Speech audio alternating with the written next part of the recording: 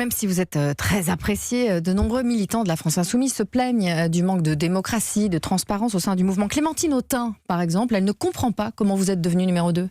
Bon, d'abord, j'insiste bien, André Casper-Mara, sur le fait que l'événement de ce week-end n'est pas une position hiérarchique des uns ou des autres, une rétrogradation, c'est ce qu'on retient, c'est ce qu'elle retient, Clémentine Autain. C'est le storytelling médiatique et je l'entends tout à fait. Clémentine Autain, c'est pas médiatique. Non, mais le plus important, c'est de voir tout ce que nous faisons pour répondre aux besoins organisationnels d'un mouvement qui a été pensé comme appuyant une candidature à l'élection présidentielle, qui depuis a coélaboré un programme et qui doit continuer à agir. Et qui vous ne feriez pas de la langue de bois là depuis le début de cette interview. Et qui ne veut surtout pas faire de parti politique. J'insiste parce que vous m'avez présenté comme numéro 2 d'un parti. D'abord, c'est le cas. Il n'y a pas de. Non, mais c'est pas un parti politique, Audrey Crespo-Mara. Ce que nous faisons est un objet neuf. Donc, ce qui serait bien, c'est que vous puissiez changer vous aussi votre référentiel. C'est ce que je vous propose en tout cas. On ne voit pas bien la différence, mais Clémentine Autain, elle ne comprend pas. Clémentine Autain est ma collègue dans le groupe parlementaire de la France Insoumise. Les évolutions proposées à l'Assemblée représentative ont été présentées au groupe parlementaire. Chacun d'ailleurs peut s'y impliquer. Donc Clémentine Autain a eu les informations. Et puis ce week-end, pendant nos travaux, je regrette qu'elle n'y était pas parce que je veux bien comprendre qu'elle ne comprenne pas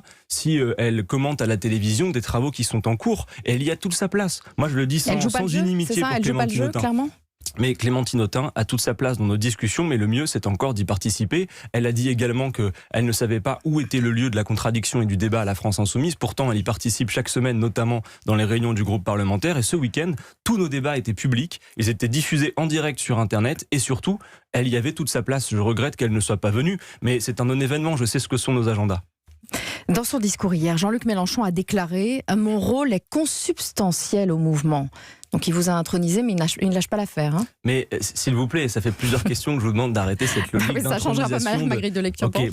Jean-Luc Mélenchon, son rôle est bien évidemment particulier parce qu'il a été celui qui a pensé et construit la France Insoumise. On peut d'ailleurs apprécier le fait que s'il ne l'avait pas fait, s'il n'avait pas créé ce mouvement, la situation politique française et notamment du courant de pensée que nous représentons ne serait pas la même. Il a été celui qui a, lors de la campagne présidentielle, fait que 7 millions de Français, ce qui n'est pas rien tout de même, se sont réunis autour d'un programme, l'avenir en commun.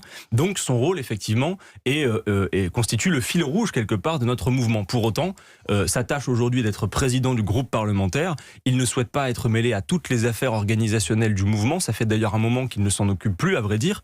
Et il y a effectivement une nouvelle équipe qui se propose de se mettre en première ligne face à nos adversaires politiques. Et c'est notamment cette nouvelle génération que lui et d'autres ont contribué à faire monter et qui peuvent maintenant conjuguer leurs forces et leurs énergies pour la suite des combats qu'il y a à mener.